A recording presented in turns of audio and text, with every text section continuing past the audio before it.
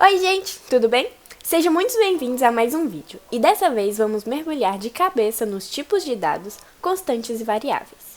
Já adianto que esse vídeo vai ser um pouquinho extenso, porque estamos prestes a explorar um montão de tópicos super interessantes. Antes de darmos o play, quero lembrar a todos que esse é o terceiro episódio da nossa série de programação totalmente gratuita.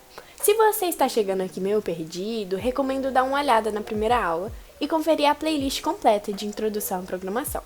Deixarei o link da primeira aula ali no card. E depois que terminarem esse vídeo, não se esqueçam de passar lá também. E vamos pro vídeo. É super importante a gente ter uma ideia básica sobre tipos de dados e como eles são guardados na memória. Isso porque é exatamente nela que as variáveis encontram onde ficar guardadinhas. A gente vai precisar cavar um pouquinho mais fundo nesse assunto para entender melhor como tudo funciona. Então, vamos começar entendendo um pouquinho sobre a memória RAM. A memória RAM é tipo um parceiro dos sistemas eletrônicos, sempre pronto para ler e escrever informação. Mas peraí, o que isso significa? Quando a gente está usando um computador, a RAM entra em ação. É um dos ajudantes principais da máquina. Ela até usa uma corrente elétrica para guardar as informações. Mas olha só, elas são meio temporárias, porque quando a gente desliga o computador, elas somem. RAM é a sigla para Random Access Memory, traduzindo, memória de acesso aleatório. É nessa memória que são mantidas as variáveis durante a maior parte da execução do programa. O que são variáveis? Sempre que começamos a criar um programa, tem uma coisinha importante que precisamos fazer logo de cara. Dizer para o computador que vamos usar a memória dele, ou seja, guardar a informação lá dentro. Então, resumidamente, uma variável é uma área reservada previamente na memória do computador para que seja armazenado dados de um certo programa por um determinado período. Calma aí que a gente vai explicar direitinho. Vamos imaginar que essa memória é como um armário bem organizado. Cada parte desse armário é feita para guardar um tipo diferente de coisa. E aí que entram as variáveis. Elas são como as etiquetas que a gente cola nas divisórias desse armário, reservando espaço para as coisas que o nosso programa vai precisar guardar. E isso é mega importante, porque quando o programa começar a rodar, o espaço que ele vai usar já está garantido. E para ficar mais fácil de entender, pensa nisso como uma viagem. Quando chegamos no nosso destino, a gente quer um quarto confortável para descansar e guardar nossas coisas, né? Imagina só se a gente chegasse no hotel e não tivesse nenhum quarto vago. Por isso, a gente faz uma reserva. Antes de pegar a estrada, a gente já reserva quantos quartos a gente quer. Assim, quando a gente chega, os quartos já estão prontinhos para serem usados. Nos programas é parecido. A gente reserva uma parte da memória que vai ser utilizada mais tarde. Por isso que é importante a gente declarar as variáveis antes. Gente, bora dar uma olhada aqui nesse programa e aí a gente vai tentar identificar as variáveis. Ver se você aí de casa consegue, tá? Ó, primeiro, a gente dá início ao programa. Sempre a gente tem que dar o início.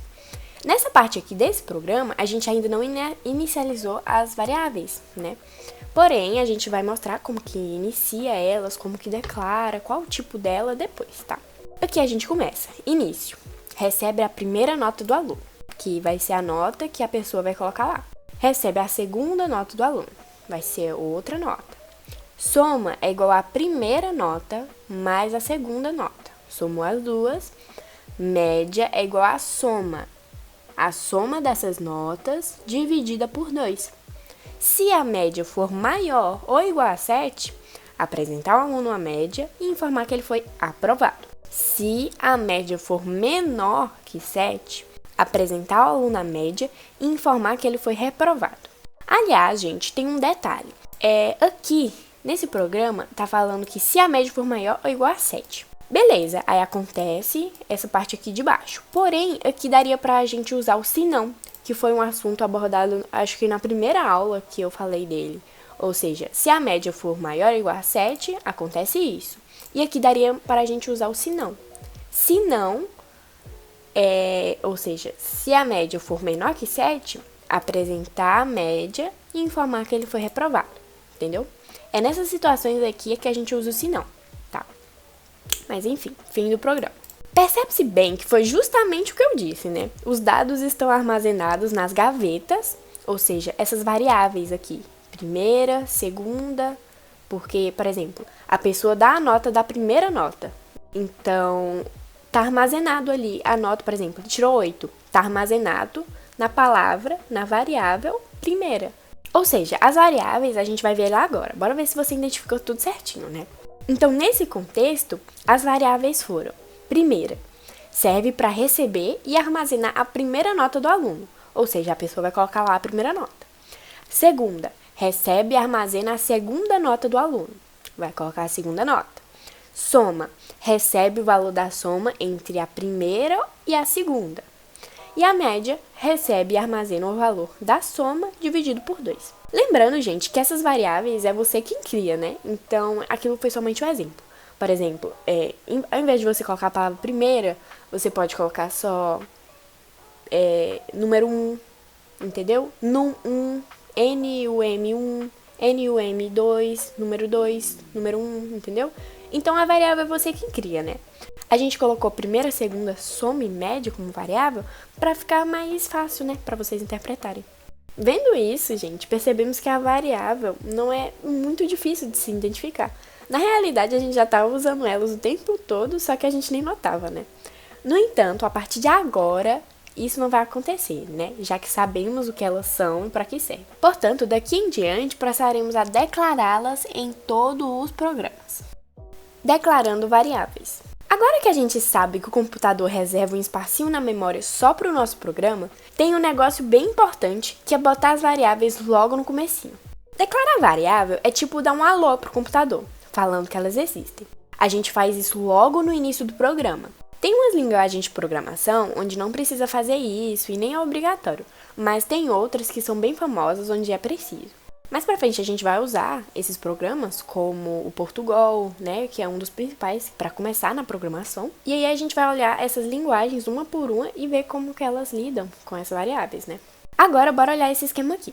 A gente colocou 2 programas, um do jeito que a gente costumava fazer, tipo, sem declarar as variáveis, e outro com as variáveis todas declaradas, né, para você ver a diferença. Antes, sem declarar a variável. Inicia o nosso programa. Recebe a primeira nota do aluno. Recebe a segunda nota do aluno. Soma é igual à primeira nota mais a segunda nota. Média é igual a soma dividido por 2.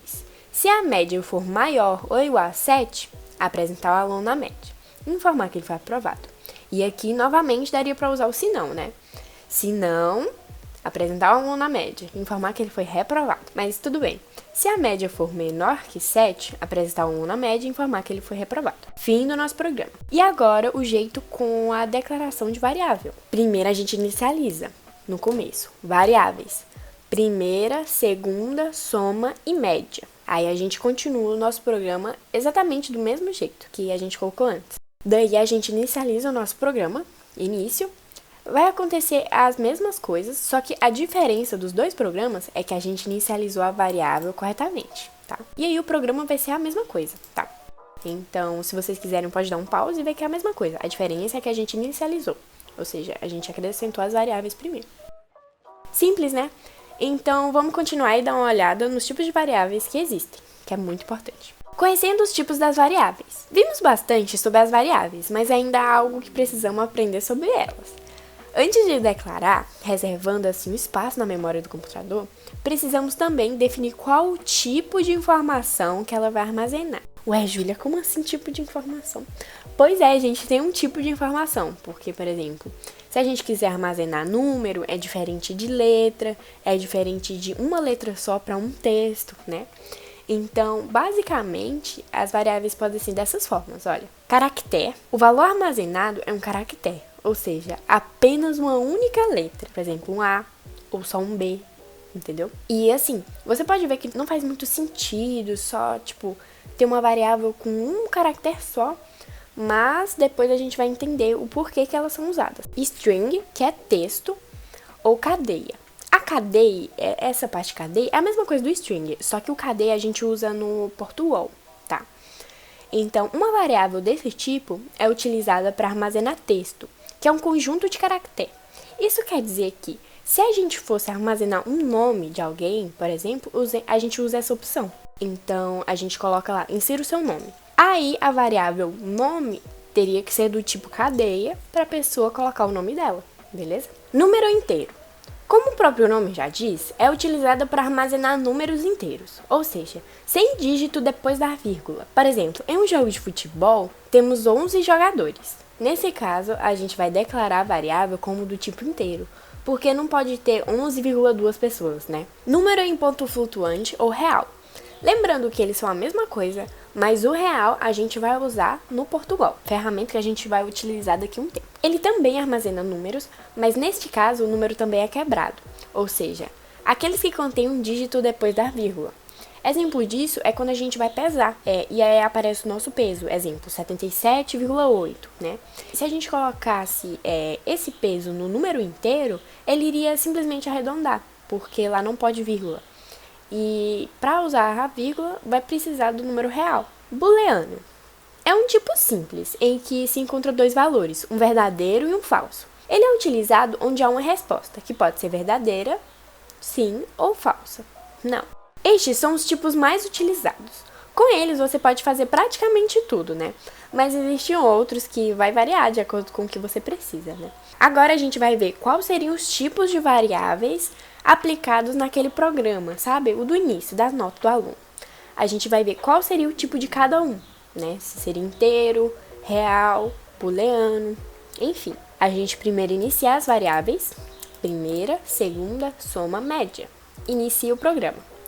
Daí, a estrutura do programa vai ser a mesma coisa da primeira e fim do nosso programa. As variáveis primeira e segunda receberão as notas do aluno. Levando em consideração que as notas vão de 0 a 10, sem fração alguma, ou seja, não serão números quebrados, a gente pode dizer que eles são do tipo número inteiro. A não ser, pessoal, que essa nota for, por exemplo, 7,2, 8,9, entendeu? Se for números quebrados, vai ter que ser real, entendeu? Mas nesse caso aqui que a gente apresentou, que vai ser de 0 a 10, não vai precisar, então vai ser número inteiro, né? Mas depende de cada caso. E agora, temos a variável soma. Como as duas anteriores só receberão números inteiros, o resultado da soma das duas pode ser também assim, né? Já que a gente não consegue números fracionados com a soma de dois números inteiros. Então, desse modo, sabemos que a soma será do tipo número inteiro. Novamente, depende. Se a primeira e a segunda for real, você declarar ele como real, a soma também vai ter que ser real, né? Porque vai ter que ser dois números quebrados, por exemplo, 7,6, 8,2, e aí vai ser dois números quebrados. Então, a soma também vai ser um número quebrado. Então, nesse caso aqui, não é, mas depende muito, entendeu? Depende muito. Então, a média, você pode pensar que, por a gente estar trabalhando com números inteiros, essa também seguiria a mesma linha. Mas não é verdade, porque imagine que a primeira nota do aluno é 7 e a segunda é 4. A soma daria 11. Até então, beleza, né?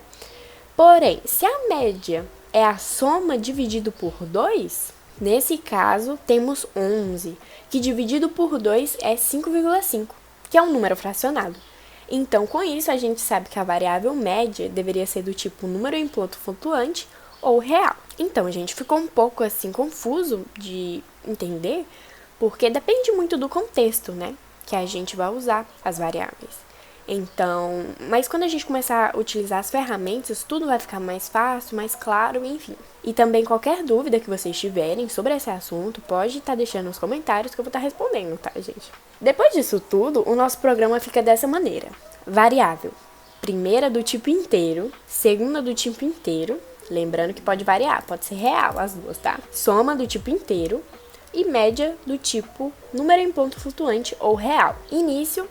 A estrutura vai ser a mesma coisa, tá? Só se atentem do tipo. Dessa vez mudou o tipo, e o tipo é muito importante, tá? E aí, fim do nosso programa.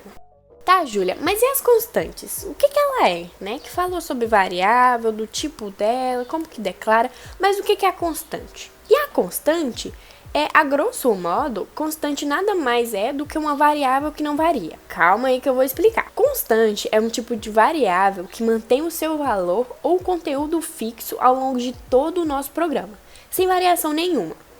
Imagine que um cadastro de um cliente seja pedido o ano de nascimento do mesmo. Esse é um exemplo de constante, porque tipo assim, o ano do nascimento dele não vai mudar. Para sempre vai ser a mesma coisa. Então isso é um exemplo de constante, né? E é isso, gente. Espero que vocês tenham curtido toda essa bagagem de conhecimento. Não esqueçam de deixar o like e se inscreverem no canal, que isso me ajuda bastante, tá? E até a próxima!